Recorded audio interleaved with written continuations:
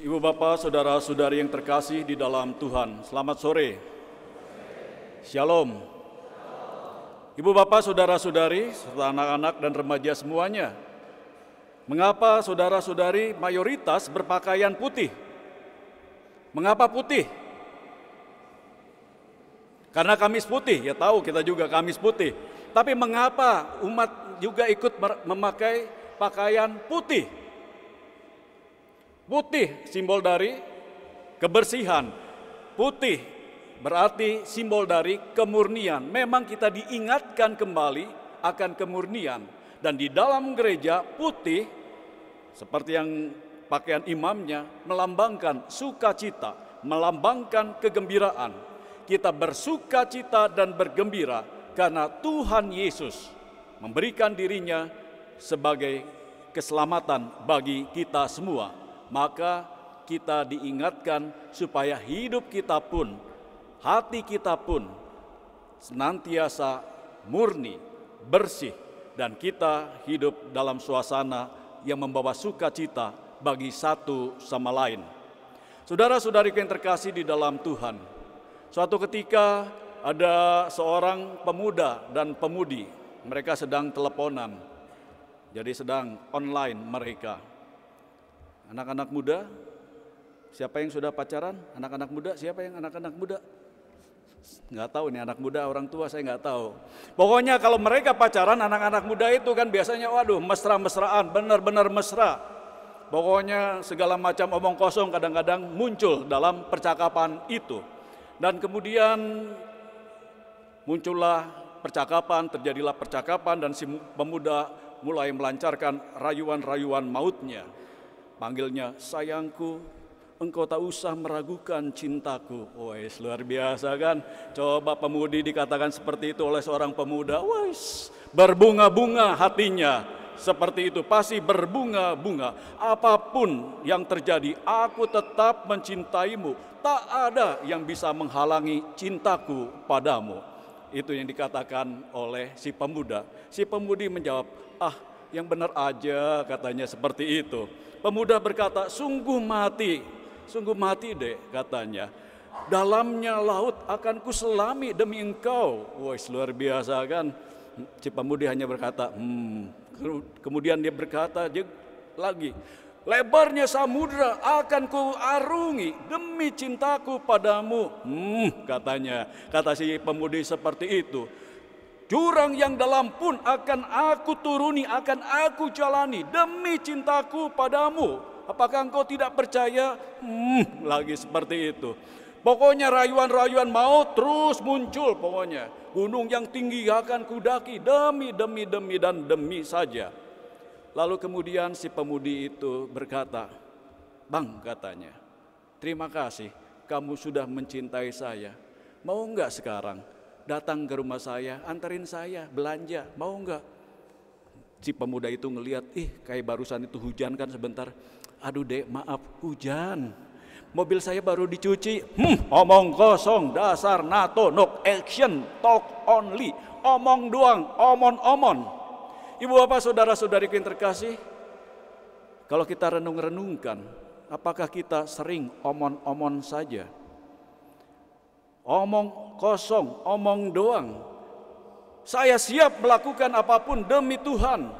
Tapi apakah benar demikian? Saya siap melakukan apapun demi keluarga. Apakah benar demikian? Saya siap melakukan yang terbaik bagi bangsa dan negara, bagi masyarakat. Apakah benar demikian? Lihat aja waktu kampanye seperti itu kan, kampanye pilpres, kampanye pilkada dan lain sebagainya.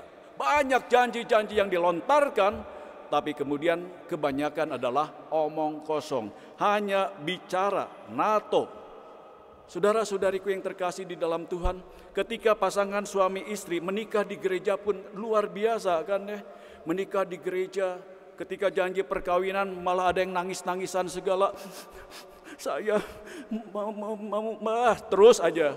Pokoknya dalam untung dan malang, dalam suka dan duka, sambil nangis-nangis. Akan tetap mencintai dan menghormatimu sepanjang hidup saya. Terus kemudian ada drama yang lain ketika menghadap orang tua, meminta restu dari orang tua. Nangis-nangisan juga kan, Mama, Papa, doakan saya, doakan saya. Saudara-saudari, Tapi setelah itu kita lihat ternyata janji cinta, mohon doa restu dari orang tua itu kadang-kadang dilupakan begitu saja. Ketika mulai ada perselisihan, ada masalah, cinta yang sebelumnya diucapkan terlupakan.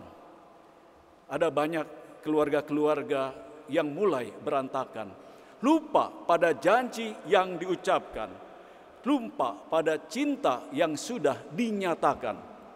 Ibu bapak, saudara-saudariku yang terkasih di dalam Tuhan, hari ini kita diingatkan oleh Tuhan Yesus apa itu makna cinta yang sejati. Cinta yang sejati itu bukan hanya kata-kata, bukan hanya omong-omong doang, tapi benar-benar diwujudkan dalam tindakan yang nyata. Dan itu dibuktikan oleh Tuhan Yesus pada malam perjamuan terakhir. Dikatakan di dalam Injil, Yesus mencintai mereka, sungguh-sungguh mencintai mereka sampai sehabis-habisnya. Itu dikatakan di dalam Injil tadi. Yesus mengasihi mereka sampai sehabis-habisnya. Dan kasihnya itu diperlihatkan pada malam perjamuan terakhir lewat pembasuhan kaki. Dan dalam perjamuan terakhir juga dia memberikan dirinya, tubuh dan darahnya sebagai bekal rohani bagi kehidupan kita.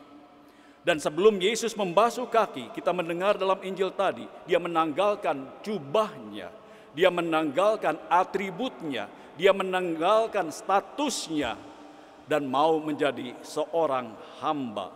Ia merendahkan diri dengan mengambil rupa seorang hamba. Karena membasuh kaki adalah pekerjaan seorang budak. Dan Yesus memperlihatkan hal itu.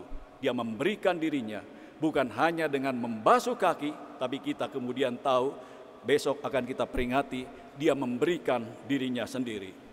Saudara-saudariku yang terkasih di dalam Tuhan, hari ini kita pun diundang untuk menanggalkan jubah keangkuhan, jubah egoisme, jubah kesombongan, jubah merasa hebat, dan membiarkan diri dibasuh oleh Tuhan Yesus.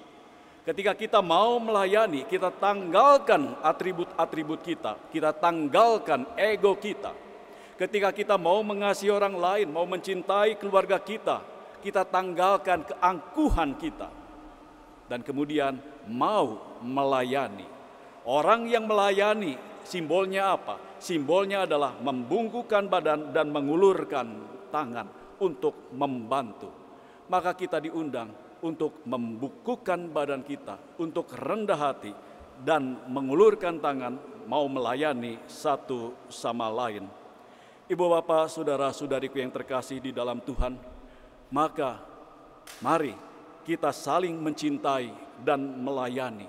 Bungkukkanlah badan kita, ulurkan tangan untuk membantu satu sama lain. Jangan hanya bicara saja, jangan omong-omong doang. Saudara-saudari, coba lihat kiri dan kanannya. Katakan kepada mereka, jangan omong-omong ya. Ingat ya, jangan omong-omong. Saudara-saudariku, memang kasih itu harus dibuktikan dalam tindakan nyata, dan kita menimba kekuatan secara khusus dalam Ekaristi yang kita rayakan pada malam perjamuan terakhir ini. Yesus memberikan Ekaristi ini kepada kita sebagai bekal, sebagai sumber kekuatan bagi kehidupan setiap hari, sehingga kita mampu melayani dan mencintai satu sama lain. Tuhan memberkati.